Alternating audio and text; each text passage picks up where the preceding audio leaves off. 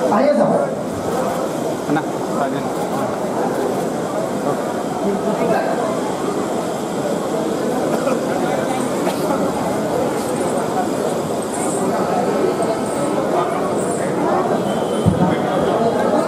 गाजी सलामुद्दीन गाరు ना नमस्ते गाजी सलामुद्दीन गाరు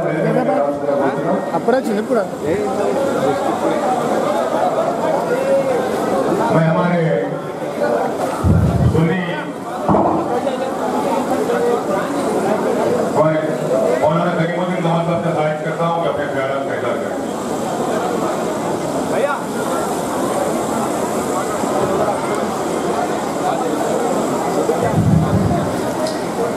सदर इजलास आज जनाब विद्यासागर राव साहब एमएलए और मेहमान खुसूसी और हल्के पार्लियामान निज़ामाबाद कायदीन और तमाम हाज़रीन और ख़वातीन व इस्लाम ख़वातीन हज़रात, आज का ये इजलास इंतखाबी इजलास है और इंतखाबी इजलास में सिर्फ 4-5 दिन रह गए हैं।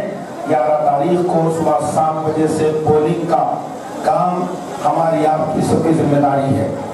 अगर हम अपने वक्त पर नहीं पहुंचते हैं, वोट हम अपना ख्याल, वोट क्या है? हमारा अपना ख्याल है, हमारी अपनी मर्जी है। अगर हम अपने वक्त पर नहीं पहुंचते हैं तो हमारे ख्याल को जाय करना होगा। इसीलिए हम अपनी ख्वाहिश, अपनी मर्जी और अपने ख्याल के मुताबिक अपनी उम्मीदवार जो तेलंगाना के डेवलपमेंट के लिए, खास तौर पर अपने पूरे हल्के की डेवलपमेंट की और तरक्की के लिए रातों-दिन मसरूफ है मोहतरमा कविता साहबा, उनको हम कामयाब बनाने के लिए 11 तारीख को सुबह के वलीन साहबों में धूप को देखना नहीं है, बल्कि ये देखना है कि हमें 5 साल इन सारी होने वाली तकलीफों से कैसे महफूज रहना है। इसके लिए हम 11 तारीख को सुबह के वलीन साहबों में निकलकर जो 12 डब्बे ईवीएम के लग रहे हैं, पहले डब्बे में दूसरा निशान, बल्कि और साथ बोलो सीरियल नंबर 2 जो नजर आए, जिस पर कार का निशान होगा, मोहतरमा की तस्वीर होगी कविता साहबा की, वो देख कर बटन दबाएं और उनकी ओर को इस्तेमाल करें। आज जरूरी हो गया है हम अपने इलाके की तरक्की के लिए और अपने आप के फायदे के लिए ज्यादा से ज्यादा मेहनत करें। मिसाल के तौर पर आज ज़ईफों को जो वजीफा दिया जा रहा है वो टीआरएस गवर्नमेंट की हुकूमत की तरफ से दिया जा रहा है। आज गरीबों की शादी के लिए एक बच्ची की शादी के साथ 1 लाख रुपए जो दिया जा रहा है वो टीआरएस गवर्नमेंट में दिया जा रहा है।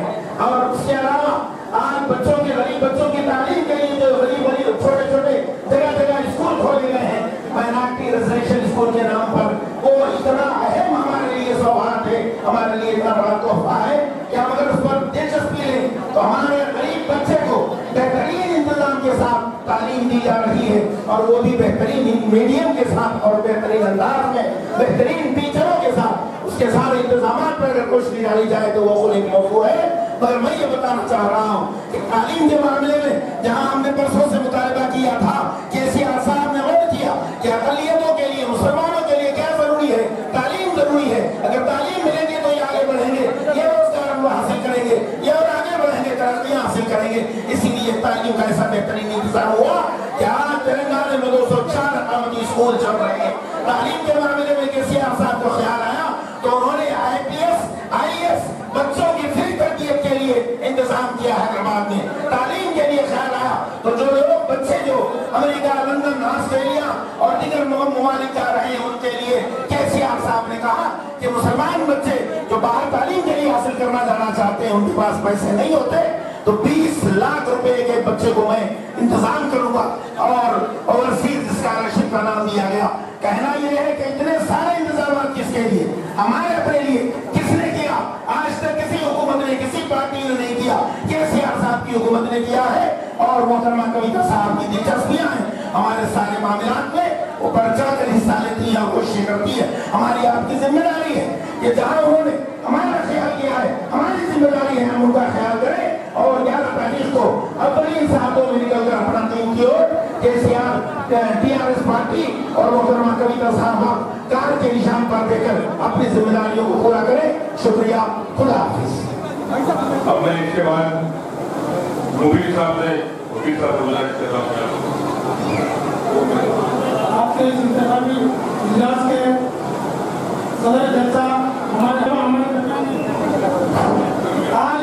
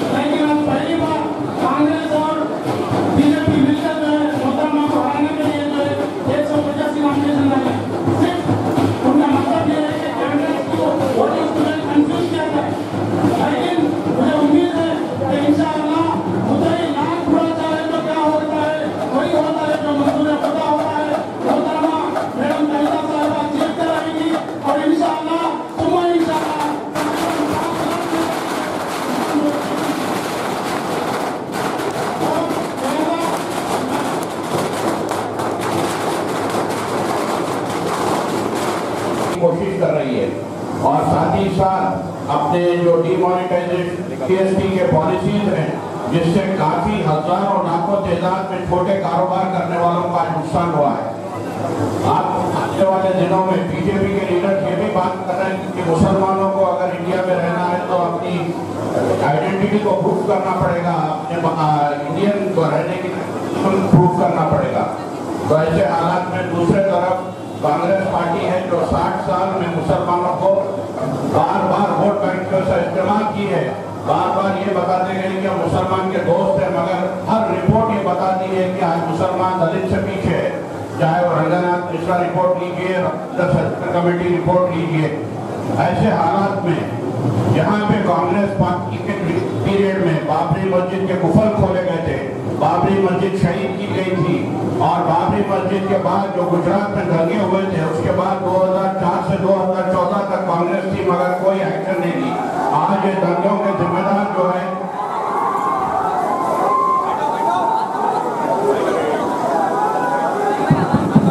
हमारे नईम भाई कोरटला के यहाँ पर तशरीफ ला चुके हैं।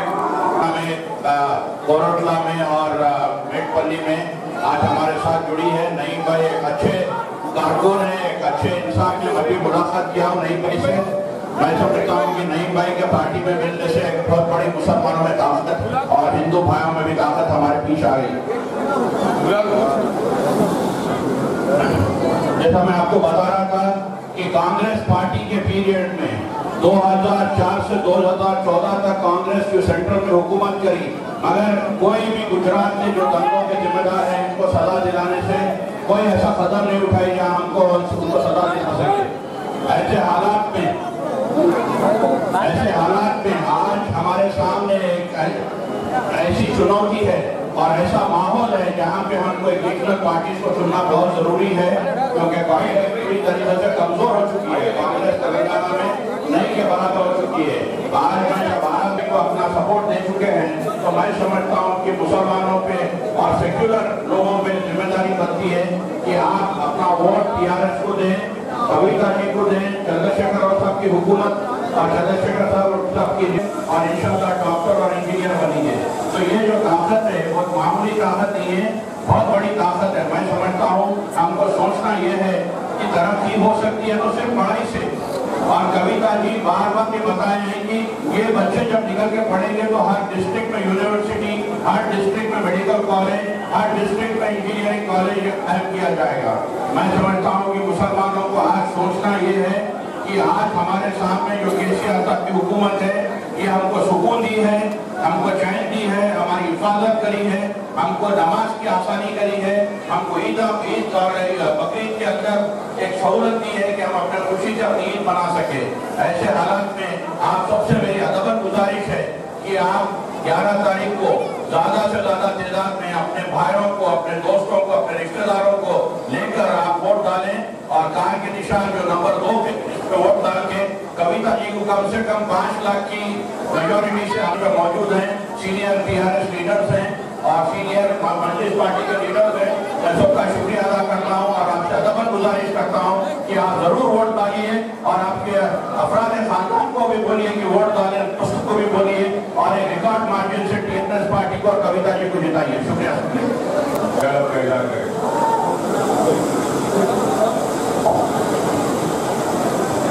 अस्सलाम वालेकुम। सिर्फ 2 मिनट बात करूँगा। सबसे पहले कविता मैडम को, हमारे मेरे साहब को, मैं सबको जितने भी स्टाइलिश है नाम नहीं ले सकता, सबको मेरी तरफ से सलाम अर्ज़ है। एक ही बात बोलना चाहूँ, हिंदुस्तान आजाद होकर 72 साल हुए। कितने? 72 साल। आंध्र प्रदेश में 50 से 52 साल कांग्रेस हुकूमत काम करी, 17 से 18 साल पीडीपी काम करी। ठीक है, 72 साल में हमारे मुसलमानों का क्या हुआ? ये 4 साल में क्या हुआ? 2001 में जब केसीआर साहब ने पार्टी लगाई, सीमेंट चले गया, कारों बना,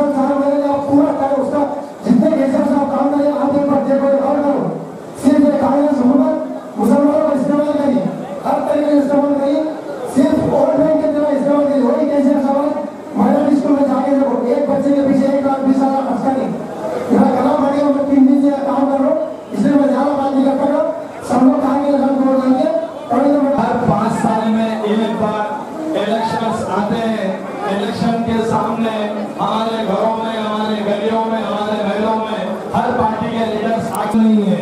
ये कांग्रेस गवर्नमेंट यहाँ पर आकर ये बताती है कि कभी भी 70 साल राज करी, हमको बीजेपी को बता के डराए, ये बीजेपी है, हमारे को डालो, हमको जिताओ, हम नादान है मुसलमान, हम इनको जिता देंगे तो हमारे इज्जतें लुटेंगे, हमारे प्रॉपर्टियां लुटेंगे, हमारे मदीना तोड़ेंगे। आज हिंदुस्तान में, पूरे हिंदुस्तान में मुसलमानों को परेशानी का सामना करना पड़ रहा। और तेलंगाना ऐसा स्टेट है, यहाँ मुसलमान के बाल को भी हका नहीं है।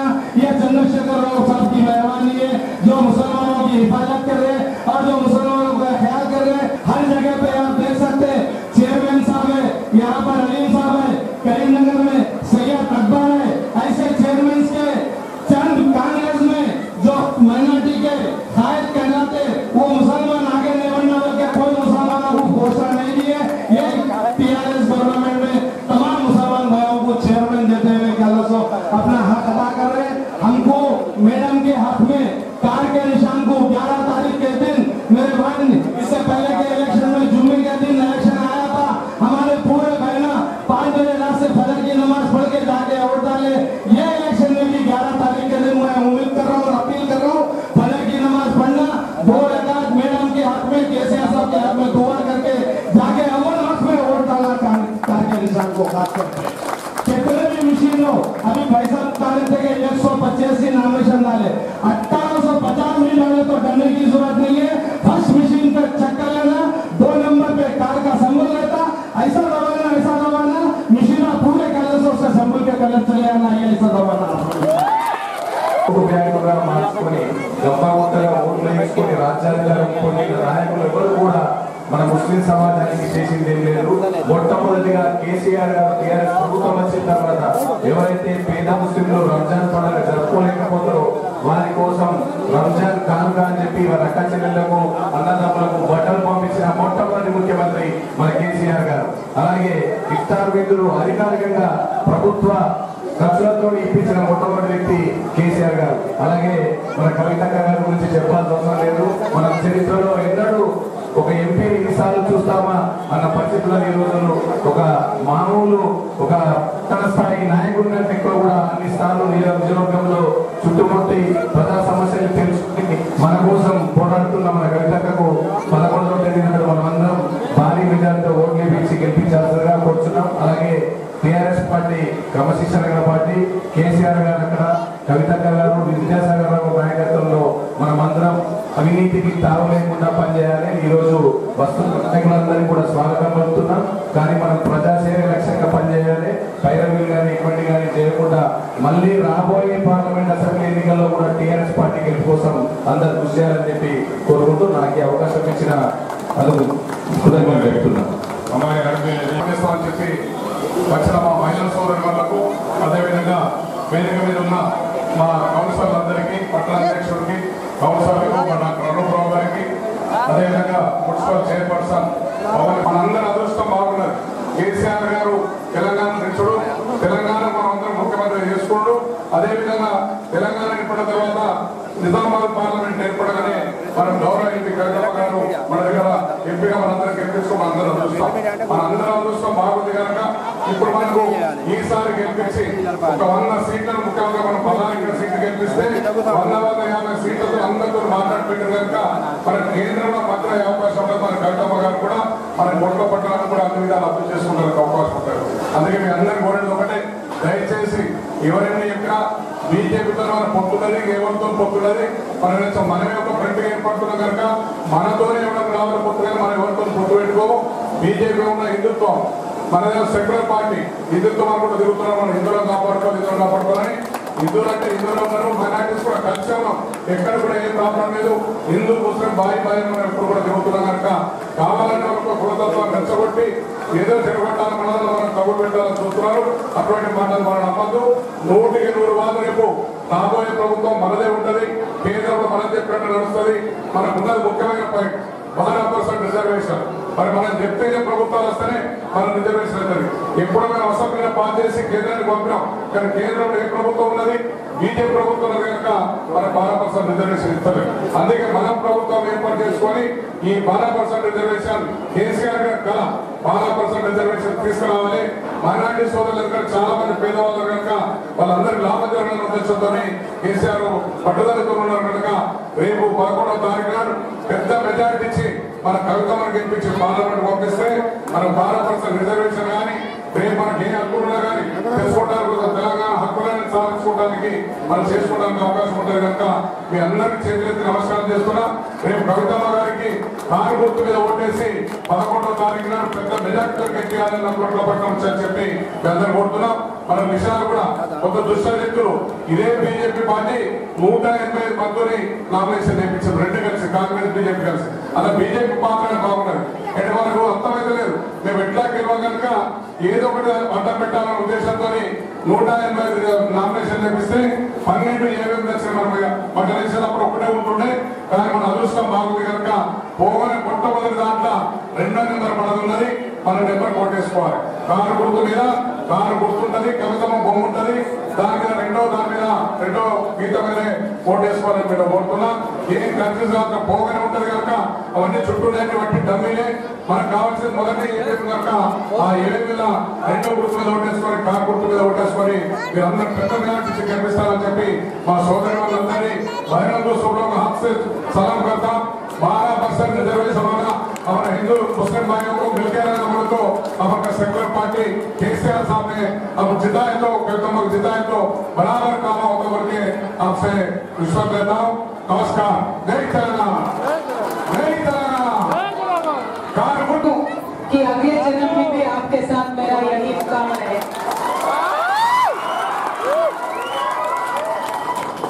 अस्सलाम वालेकुम. आज मंच पे हमारे एमएलए साहब कोरुटला के विद्यासागर राव साहब हैं, मोहम्मद नईमुद्दीन साहब हैं, डिस्ट्रिक्ट जमात इस्लाम के सदर साहब, इलियास अहमद खान साहब हैं, कोरुटला जमात इस्लाम के प्रेसिडेंट हैं, हबीब साहब हैं, सुन्नी जमात के प्रेसिडेंट, काजी सलाउद्दीन साहब हैं, असरार साहब हैं ईदगाह के प्रेसिडेंट, अब्दुल राइफ साहब हैं जमा मस्जिद के प्रेसिडेंट, और निजामाबाद से हमारे मौलाना करीमुद्दीन कमाल साहब हैं, मौलाना लाइक साहब हैं, तारिक अंसारी जी हैं हमारे टीआरएस पार्टी के स्टेट जनरल सेक्रेटरी, और हमारे कोरुटला के हमारे बहन दोनों कॉर्पोरेटर्स यहाँ पे बैठे हैं. हमारे तस्लीम फातिमा मैडम और रजिया सुल्ताना साहब यहाँ पे हैं, और चेयरमैन पवन साहब हैं, अन्ना अनिल गारू, प्रेसिडेंट टीआरएस कोरुटला वेंकटराव गारू, अनूप राव गारू, निजामाबाद से मौलाना साहब हैं, और आज यहाँ टीआरएस में शामिल होने के लिए नईम भाई भी आए हैं, उनका भी मैं वेलकम करती हूँ. और हमारे जितने भी प्रेस के दोस्त हैं और हमारे खवातीन, हमारे बहन बड़ी तादाद में आज यहाँ पे आए, आप सबका मैं बहुत बहुत शुक्रिया अदा करना चाहती हूँ, क्योंकि आप इतने वक्त निकाल के यहाँ पे आए. ऑलमोस्ट लंच का टाइम है, घर पे भी परेशानी होगी, लेकिन इतने गर्मी में भी हम लोग इतने सारे बहन टाइम निकाल के आए. कोरुटला के हमारे सारे भाई बहन आज यहाँ पे है. आपसे मैं इस इलेक्शन के मीटिंग में, इलेक्शन के जलसे में इतना ही गुजारिश करना चाहती हूँ कि पिछली बार आपने मुझे एमपी जिताया, सागर राव साहब को एमएलए जिताया, और आप एमपी और एमएलए हमें बना के भेजे, तो वहाँ से 5 साल में जितना भी काम हम कर सके, जितना भी आपका खिदमत हम कर सके, हम करते हुए आए हैं. आपने देखा, चाहे वो पार्लियामेंट में होने दीजिए, चाहे असेंबली में होने दीजिए, यहाँ जहाँ अपने कोरुटला के शहर में होने दीजिए, जिस तरीके से भी काम कर सके वैसे हमने काम किया. आपने देखा इस हुकूमत किस तरीके से मुसलमानों के लिए करती है. पिछले कई हमने हुकूमत देखे हैं, 70 सालों में बहुत हुकूमत आए गए इस यहाँ पे. आपको मैं मिसाल के तौर पे बताना चाहती हूँ, हमारे एमएम के डिस्ट्रिक्ट जनरल सेक्रेटरी साहब भी अपने तकरीर में अभी कह रहे थे कि बहुत हुकूमत आए गए, लेकिन जिस तरीके से केसीआर साहब के हुकूमत में, टीआरएस पार्टी के हुकूमत में तालीम के इश्यू में जो इंटरेस्ट दिखाया गया वो पहले कभी नहीं हुआ. लेकिन मैं यूं ही नहीं बोलूंगी, 70 साल हमारे आंध्र प्रदेश में 23 जिले थे, 23 डिस्ट्रिक्ट्स थे।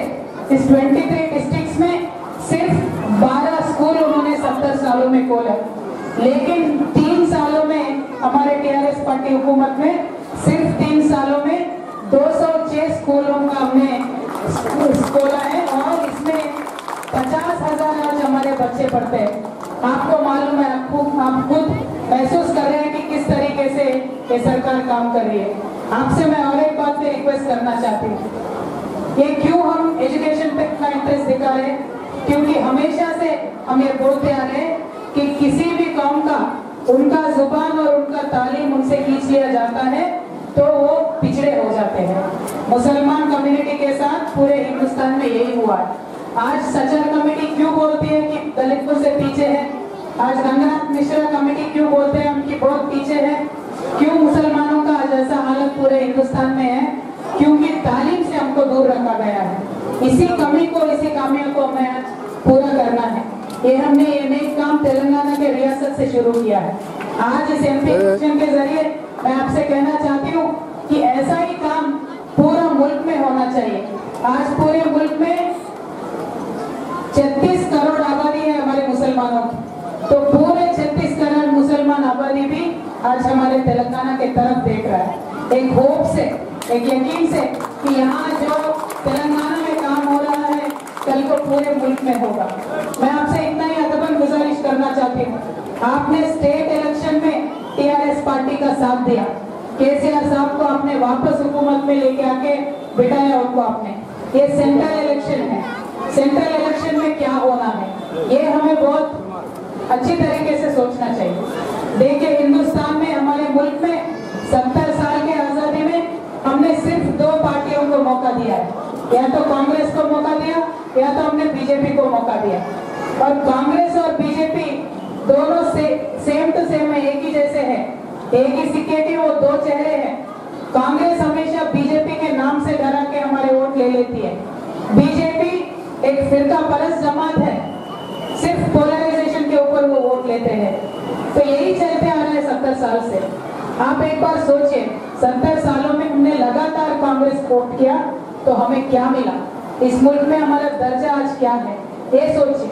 मेरा इतना ही आपसे रिक्वेस्ट है, तेलंगाना रियासत में आपने फैसला लिया, कांग्रेस और बीजेपी को आपने साइड कर दिया, हटाया, यहाँ से बर्खास्त किया, तो तेलंगाना में आज रोशनी आई है। कल को मुल्क में भी यही होना है, कांग्रेस और बीजेपी को मुल्क से बर्खास्त करेंगे तभी हमारा मुल्क आगे बढ़ सकता है। केसीआर साहब ने ये डिसीजन लिया है कि सारे रीजनल पार्टीज, टीआरएस पार्टी जैसे पावरफुल रीजनल पार्टीज हमारे हिंदुस्तान में आज बहुत है। हमारे यहाँ पे सारे गौरव लेके बुजुर्ग बैठे हैं, नौजवान है भी यहाँ पे है, हमारे बहन भी यहाँ पे है। आपको मैं रिक्वेस्ट इतना करना चाहती हूँ, आज 40% इस पूरे मुल्क में जो वोट्स है, 40% वोट्स रीजनल पार्टी के हाथों में है। नेशनल पार्टीज नाम के लिए नेशनल पार्टीज है, उनके पास वोट नहीं है। वो रीजनल पार्टीज को साथ में लेके मुल्क में हुकूमत करना चाहते हैं। मेरे आपसे इतना ही गुजारिश है कि कल को मुल्क के हुक्मरानी में अगर टीआरएस पार्टी जैसा रीजनल पार्टीज की डिसीजंस चलेंगे, टीआरएस पार्टी जैसे रीजनल पार्टी का वहां पे डिसीजंस में रोल होगा तो मुल्क का किस्मत बदल सकता है। हमने करके दिखाया 5 सालों में। आपसे मैं इतना ही रिक्वेस्ट करती हूँ कि देखिए, आज हमारी रियासत एक वन एंड ओनली स्टेट है हमारे पूरे इस देश में जो 24 आवर्स फ्री करंट रैयतों को देती है। नरेंद्र मोदी जी के गुजरात में भी फ्री करंट नहीं देते रैयतों को, लेकिन तेलंगाना में देते हैं। कल को हमें बताना यह है कि गुजरात डेवलपमेंट मॉडल एक्सपायर हो गया, तेलंगाना डेवलपमेंट मॉडल आगे आ गया। आज मुल्क में तेलंगाना डेवलपमेंट मॉडल को हमें चलाना है। भारतीय जनता पार्टी है, नरेंद्र मोदी साहब है, अमित शाह जी है, उनके ऊपर के लीडरशिप से लेके नीचे गली के बीजेपी लीडर तक भी झूठ पे झूठ आज इलेक्शन पे बोलते जा रहे हैं। नरेंद्र मोदी साहब आए थे एमएलए इलेक्शन में, निजामाबाद आए थे, आके उन्होंने क्या कहा कि तेलंगाना में करंट नहीं है। मैं बोल रही हूँ, सच है क्या? करंट है कि नहीं तेलंगाना में? है?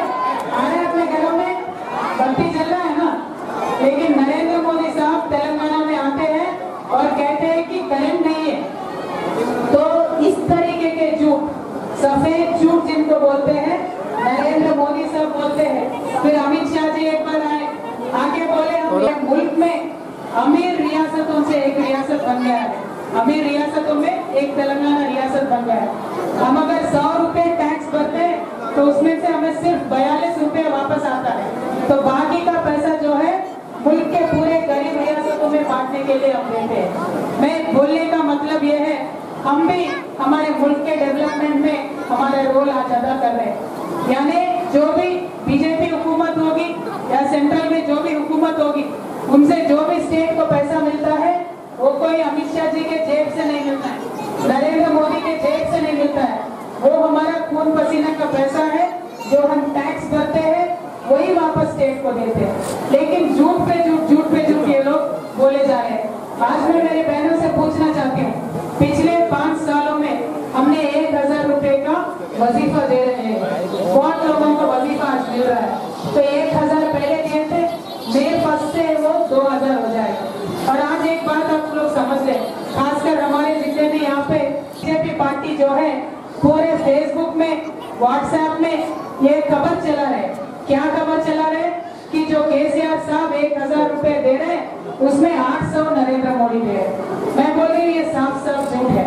तो मेरा बोलने का मतलब ये है, नरेंद्र मोदी से लेकर अमित शाह जी से लेकर गली का उनका कार्यकर्ता तक झूठ पे झूठ बोले जा रहे हैं। और हमारे जितने भी मुसलमान नौजवान बच्चे हैं, जितने भी हिंदू हमारे नौजवान बच्चे यहाँ पे आज शामिल है, उनसे मैं रिक्वेस्ट करना चाहती हूँ कि फेसबुक के पे व्हाट्सएप में जो ये झूठ चला रहे उसका हमें मुकाबला करना चाहिए, उसका वही का वही कड़ा जवाब देना चाहिए।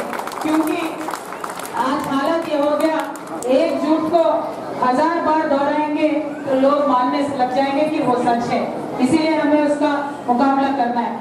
और ये इतने झूठ बोलने लग गए तो तेलंगाना में हमने बीजेपी का नाम बदल दिया। बीजेपी का नाम पहले भारतीय जनता पार्टी होता था, लेकिन अब से इसको भारतीय झूठा पार्टी बुलाएंगे, क्योंकि इस तरीके के झूठ, इस तरीके के सफेद झूठ जो ये लोग बोल रहे हैं, ये किसी के लिए भी अच्छा नहीं है। सच्चाई बोलो, काम करो, लोगों का प्यार मोहब्बत मांगो, इलेक्शन में जीतो। दम है तो सीधा काम करना चाहिए। ये पीठ पीछे जाके ऐसे वादों के साथ जो ये बोल के भारतीय जनता पार्टी आज यहाँ पे 2-4 वोट समेटने के जो काम कर रहे हैं, इनको हमें नाकाम करना है। मेरी आपसे अदबन गुजारिश है, डेवलपमेंट के काम तो हमारे रियासत में चल रहे हैं। हाल ही में हमने 6000 हमारे बहनों को सोइंग मशीन फ्री में दिए थे। वो 12000 रुपयों के मशीन है, उसमें 1 रुपया भी कर्ज नहीं लिया हमने, 1 रुपया भी सरकार को वापस देने का नहीं है। हमने बहनों को एक गिफ्ट के जैसा केसीआर साहब की तरफ से हमने दिया था। बाद में जो हमारे नौजवान हैं, बेरोजगार हैं, जो ज्यादा पढ़े लिखे नहीं है, जिनको इंटरेस्ट था, उनको 3000 बच्चों से एप्लीकेशन लेके उनको 8-8 लाख रुपयों का गाड़ी उनको हमने दिलाया है। उसमें सीधा 5 लाख अपना सरकार माफ कर देता है। बाद में वो कार की कंपनी जो है, क्योंकि हमने 3000 गाड़ी एक साथ खरीदा, 50,000 कार की कंपनी माफ कर देती है। तो आज मैं बहुत फख्र के साथ और खुशी के साथ आपको बताना चाहती हूँ कि ये जो नौजवानों को हमने कार देने का काम किया है, आज वो 1 महीने में 40 से 50,000 रुपए कमा के अपने घरों का देखभाल करने के लायक बन गए। और जो बच्चे पढ़ाई लिखाई कर चुके हैं, जिनका डिग्री हो गया, जो पीजी करने के लिए फॉरेन कंट्रीज को जाना चाहते हैं, उनके लिए 20 लाख रुपयों का रकम भी आज हम दे रहे हैं। और ये 20 लाख रुपए रकम मैं बहुत खुशी से कहना चाहती हूँ कि केसीआर साहब ने एक जमाने में भी मुझे अमेरिका पढ़ने के लिए भेजा था। बाद में हमारे भाई है केटीआर साहब, उनको भी अमेरिका पढ़ने को भेजा था। लेकिन केसीआर साहब ने मेरे से पैसे वापस नहीं मांगे पढ़ाई के, और केटीआर साहब से भी पैसे वापस नहीं मांगे। तो उन्होंने यही कहा, हमारे मुसलमान नौजवान बच्चों को मैं सरकार की तरफ से 20 लाख देके विलायत भिजाता हूँ, तो उनसे पैसे मैं वापस कैसे ले सकता हूँ? तो एक तरीके से जैसे अपने बाप बेटे को पढ़ाता है, उसी तरीके से हमारे बच्चों को पढ़ने के लिए आज हम कोशिश कर रहे हैं। बाद में हम ये चाहते हैं कि कल के तेलंगाना के हुक्मरानी में हमारे मुसलमान नौजवानों का बड़े से बड़ा रोल हो। हमारे मुसलमान बच्चे पढ़े लिखे IAS बने, IPS बने, ऐसा हमारा सपना है। इसीलिए हमने क्या किया, अगर कोई बच्चे इंटरेस्टेड है तो उनका एक छोटा सा एग्जाम है, वो एग्जाम पास करने वाले एक 100 बच्चों को सेलेक्ट करके, बच्चे हो बच्चियां हो, सेलेक्ट करके एक बच्चे को, एक स्टूडेंट को 1.5 लाख रुपए तक का रकम दी जाती है। और ये 1.5 लाख रुपए रकम से उन्होंने अपने मर्जी जो कोचिंग सेंटर में कोचिंग लेना चाहते हैं कोचिंग ले सकते हैं। IAS बनने के लिए, IPS बनने के लिए एक अच्छा माहौल आज तेलंगाना में बना रहे। हमारा सपना यही है कि अगर कल को 20 साल के बाद, 10 साल के बाद पूरे मुल्क में सबसे ज्यादा पढ़ा लिखा लिटरेट मुसलमान इस हिंदुस्तान में कहीं है तो वो तेलंगाना से हो। सबसे ज्यादा खुशहाल मुसलमान अगर पूरे मुल्क में कहीं से हो वो तेलंगाना से हो। सबसे ज्यादा गंगा जमुना तहजीब का मिसाल कहीं दी जाए तो वो तेलंगाना से दी जाए। ऐसा हमारे सपना है और ऐसा हमारा कारनामा है। तो मैं आपसे इतना ही रिक्वेस्ट करना चाहती हूँ, हम आपके साथ जुड़े हैं, एक प्यार से, एक मोहब्बत से जुड़े हैं। ऐसा नहीं है कि इलेक्शन है तो काम चल रहा है। पिछले 4 साल तो कुछ इलेक्शन नहीं था सब, फिर भी हमने पूरा कोशिश किया। पिछले 4 सालों में कोई इलेक्शन नहीं था जैसे बच्चों के लिए IAS IPS का कोचिंग का स्कीम को हमने लेके आए थे। मेरा बोलने का मतलब यही है कि जो ये कांग्रेस पार्टी आज कहती है कि TRS पार्टी जीतेगी, बाद में जाके BJP से मिलेगी, आप इस पर भरोसा मत करिए। क्योंकि इतना रिश्ता हमारा है, इतना रिलेशनशिप हमारा है, इतने स्कीम हमारे हैं, आपको छोड़ के, ये सबको छोड़ के हम BJP के साथ क्यों जाएंगे और कैसे जाएंगे? अगर जाएंगे समझ लीजिए 1 मिनट के लिए अगर जाएंगे तो वापस हम आपके पास नहीं आएंगे क्या? वापस इसी रियासत में आपके पास नहीं आएंगे? तो एक प्रैक्टिकल तरीके से सोचिए। आज कांग्रेस पार्टी एक दूरी पैदा करने का कोशिश कर रहे हैं मुसलमानों में और KCR साहब, लेकिन ये आप इनका जो कोशिश है इसको नाकाम कीजिए। क्योंकि इनकी साजिश ये है कि वोट को तोड़ना है, वोट बैंक को तोड़ना है, इसको नाकाम होने दीजिए। और मेरा आपसे रिक्वेस्ट यही है, हमारे सबसे इम्पोर्टेंट इश्यूज है कि हमें 12% रिजर्वेशन के इश्यू पे एक क्लैरिटी चाहिए। 12% रिजर्वेशन हमारे बच्चों को मिले, तालीम में मिले, नौकरियों में मिले, तभी हम ऊपर उठ सकते हैं और आगे बढ़ सकते हैं। इसीलिए तेलंगाना के असेंबली में हमने 12% रिजर्वेशन का रेजोल्यूशन भी पास किया और उसको सेंट्रल गवर्नमेंट में भिजा दिया। कल को जब फेडरल फ्रंट की सरकार बनेगी, ये हमारे 12% का रिजर्वेशन का मुसलमान का होने दीजिए, STs का होने दीजिए, ये बराबर मुकम्मल हो जाएगा, ऐसा मेरा मानना है। और साथ में आपसे मैं यही रिक्वेस्ट करती हूँ, चाहे वो तलाक का मामला होने दीजिए, अपना मैं कहते उसे बार फेल नहीं होता। देखिए, मेरा और एक बात ये कहना है कि ट्रिपल तलाक के मामले में, राम मंदिर के मामले में लगातार होने दीजिए। ये हमारा कोई मतलब नहीं बनता कि मजहबी मामलों में हमारी दखल अंदाज हो। सियासतदान है, सियासत में डेवलपमेंट के बारे में, तरक्की के बारे में सोचे और मजहबी मामलों में, शरीयत के मामलों में दखल अंदाज करने का हमारा कोई हक नहीं बनता। ये TRS पार्टी का मानना है। और हमारे KCR साहब ने लॉ कमीशन को भी उन्होंने एक लेटर लिखा है, यही साफ बताते हुए कि ट्रिपल तलाक के मामले में सेंट्रल गवर्नमेंट को दखल अंदाजी नहीं देनी चाहिए। तो मेरा आप सबसे यही रिक्वेस्ट है कि आज निजामाबाद के हल्के में जो कांग्रेस से कैंडिडेट है मधु याचकी साहब, वो तो मैदान छोड़ के कब के फरार हो चुके हैं। तो कांग्रेस पार्टी का यहाँ से कोई कैंडिडेट है नहीं, उनका कोई कैंपेनिंग है नहीं, तो उनका सिर्फ और सिर्फ यही साजिश है कि जितने भी कांग्रेस के बचे कुचे वोट है वो BJP को डालना है। तो यहाँ पे दोनों नेशनल पार्टी BJP और कांग्रेस दोनों भी मिल गए, दोनों मिलके TRS पार्टी को हराने की कोशिश में है। मैं आपसे यही रिक्वेस्ट करती हूँ कि आप अपने दोस्तों से बोलिए, बुजुर्गों से रिक्वेस्ट कीजिए कि हमारे वोट को ना तोड़े और पूरे के पूरे हमारे मुसलमान भाई बहनों के वोट कार के निशान पे वोट दीजिए। और कार की निशान जो आज तरक्की की पहचान है, मुसलमानों की डिग्निटी की पहचान है, कार के निशान पे वोट दे। और हमारे MLA साहब, हमारे अलीम भाई, हमारे अनिल भाई बोल रहे थे कि बहुत सारे EVMs है, कंफ्यूज हो जाएंगे, लेकिन मैं ये मानती हूँ जो सच्चे मोहब्बत करने वाले होते हैं, जहाँ पे भी कार का निशान है ढूंढ के वोट डालेंगे, इस बात में कोई शक नहीं है। और आपसे इतना ही रिक्वेस्ट करते हुए मैं अपने बात बहुत इम्पोर्टेंट इलेक्शन है। इस इलेक्शन में फिरकापरस्त ताकतों को, एक्सिस ताकतों को रोकने के लिए सारे रीजनल पार्टीज को बहुत मजबूत होना जरूरी है और आप साथ दीजिए टीआरएस पार्टी का और आप टीआरएस पार्टी के कार के निशान पे वोट दीजिए। Thank you so much. Allah